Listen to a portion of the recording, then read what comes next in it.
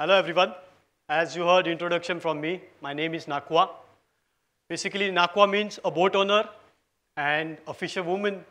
Usko Nakwin bolte hai. She is also the boat owner. But things have changed. As you can trace from my last 7 generation, I'm a 7th generation fisherman. And every last man in my family was a fisherman. Also at the same time, if you trace the women, they have been equally involved in the fishing as well. But things have changed drastically. If you know, in the monsoons, after the monsoons, when there is a Raksha Bandhan, and we also celebrate the Coconut Day. So before we celebrate Coconut Day, we pray to sea. The sea is our God. But when we pray to sea, we have to first pray to our sisters, our mothers. We don't pray to sea unless we tie Rakhi from them. So that's how important the fisherwoman is in a fisherman's life. So we'll be talking about my work and what I'm trying to do through the various platforms for the fisherwoman in our community. So Kolis, if you trace back, have been a traditional fisherman for centuries and centuries. Mumbai specifically, which has dozens of creeks, Mumbai, Dharamtar, Raigad, Thane, Mahim, Malad, Goregaon. Things were quite different if you go 40, 50 years back. But things are changing now. A lot of topics are going on about the fisherwomen who try to sell fish every day at the fish markets, at the local markets, or at the bigger markets of Sasundok, Ferry Wharf, and the Shivaji markets as well. What comes to your mind when I say fisherwoman? A basket and a lot of gold? But right now, only the basket is on the head, which she needs to balance when she's traveling in the train, bus, auto. From few villages, they go in the boats as well. There's a small fishing village called Mora, where hundreds of daily fisherwomen travel in the morning as early as 3 o'clock to reach the docks, pick the fish from there, come back to the local markets, or travel as far as Borivali, Mira, Bhayandar to their local places where they have been selling fish for years and years. The gold is gone. What I'm trying to do is to save the basket. When we talk about women empowerment, as the speaker was saying, to use the word women empowerment is the not right word.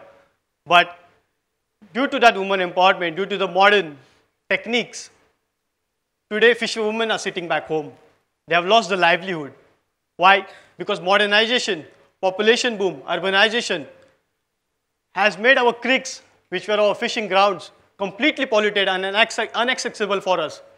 Due to that, most of the fishes which we used to found in creeks are lost. The livelihood was to catch the fish, to dry the fish, to take that fish to the markets, to save that fish for the future consumption. There was a barter system, everything is gone. So what we are trying to do, I've been trying to analyze the problem of the fish market, of the fish women, and equally we fishermen. My grandfather, his name is Hari Krishna Bhagat, used to tell me, when he used to fish in 60s and 70s, fishing was not done beyond 5 kilometers of coastline. You go in smaller boats, you haul a 2 hours net, you come back, you used to get a bag full of nets. Fisherwomen used to sit on boats as well, sorting the fish, filling the fish, doing the high quality fish away, saving the dry fisheries again. When you used to come back at the coast, some fish used to be used for selling purpose, some for the consumption, and some for the barter system. So equally, for years and years, for centuries, men and women in fisheries were all together. But that has changed. Due to all the activity of modernization, livelihood from the women has been gone. Over the period, we've been analyzing what went wrong. Is it the infrastructure or is it the fishermen? The problem was both the fisherman and fisherwoman as well. Infrastructure as well.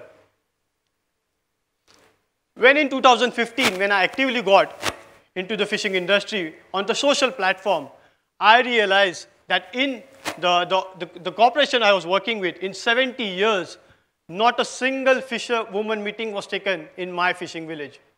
Not a single fisherwoman meeting. We have 6,000 active members. From that, there are 3,000 fisherwomen. And not a single meeting was taken to realize the problems from them. What are their demands? We came up with a plan that over the years, it has taken fisherwomen from Navi Mumbai, Raigad, to be precise, 275 fishing villages are across the streets on this dotted small fishing villages. Take example of Navi Mumbai airport. What has it done? It has taken away 14 fishing villages from that creeks. People are jobless, women can't do anything about it. Similarly, in my Raigad area, there are a lot of fisherwomen who want to actively get involved, but due to no harbor, no infrastructure, they can't travel away. This was the image from a fishing society which I called in a meeting in February this year. A month before that, Chief Minister of Maharashtra had visited our Karanja harbour, which is coming up in next 1 year. So to know the demands of these fisherwomen, I called a meeting. First time, I thought maybe 20 to 25 women will turn up, including my wife, my sister, and my mother. But over 400 turned up. Equally passionate, everybody wanted to be part of that big project which was coming up. And after seeing that enthusiasm of these 400 fisherwomen, we created a plan, we created a strategy, to create the first India's harbor, a fishing harbor, which was coming after 70 years of independence, to be operated by women only. So since then, I've been running to fisheries authorities, government, MMRDA, PWD, also at the same time, really small fishing cooperative societies, which are in these 275 fishing villages, gathering everybody together, creating policy. Oh, the policy. I'd like to mention, in spite of we being the indigenous Koli community of Mumbai, such a vast city, there is not a single mention of fisheries in a policy. Right now also you can see when the climate change is hitting farmers, they are forgetting to mention the fishermen as well because there is no policy. If you take government documents, we've been fishing for centuries, but we don't have policy to fish in our own waters. So I've been chasing that as well because without the policy, we won't be able to do anything about the strategy what we have. So what activities the fisherwomen can do? They are already selling the fish. 94% of the marketing activity is being done by the women. 84% of the fish peeling or fish cleaning activity is already done by the women. But it all happens at a very selected harbors like Sasundok and Ferry Wharf. When we're talking about getting a new harbor in Karanja, where 10,000 new opportunities are going to come up, we want to give as many as possible to the fisherwomen as well. But before that, the entire fisheries harbor will be run by fisherwomen. How? I'll tell you that. When hundreds of fishing boats come to marketing at a harbor, it's a man-oriented business. If you come to Sasundok or Ferry Wharf, all the auction or the supply, this is all been done by the fishermen only. But if you go 40 years back, the activity was something else. If I own a boat, my fish was sold by fisherwomen only. If smaller boat is coming at the harbor from the creeks, all the fish was sold by fisherwomen only. There was no middleman, there were no traders, there were no suppliers, there is no exporters, nothing. So we've been trying to create such a supply chain, such a logistics change, but with the help of Women's Cooperative, with the help of creating a parallel kind of a cooperative society, it has already been done. Why it is needed?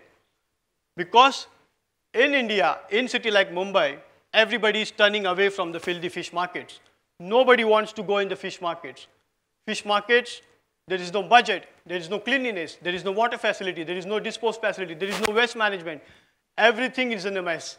And to create a solution out of this, we want to bring all the fish markets together. To be precise, there are 136 fish markets across the Mumbai metropolitan region area. So we want to create a big project to link up fishermen to the fisherwomen so that fish caught by fisherwomen will be directly sold by fisherwomen to all these small fish markets and the bigger markets. At the same time, creating a value added by creating a good facility with the AC counters and a temperature control stores where all these fisherwomen can work in small groups and create a value chain system where consumer will have confidence on them so that there can be a policy where you go wherever you will find the fishes of one pricing. Like all the vegetables or the fish, all the fruits, you find the prices are fixed by the government, but that is not happening with the fishes.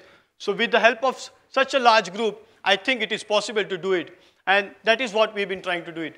At the same time, the major problem with the government is that they fail to understand the fisherwomen.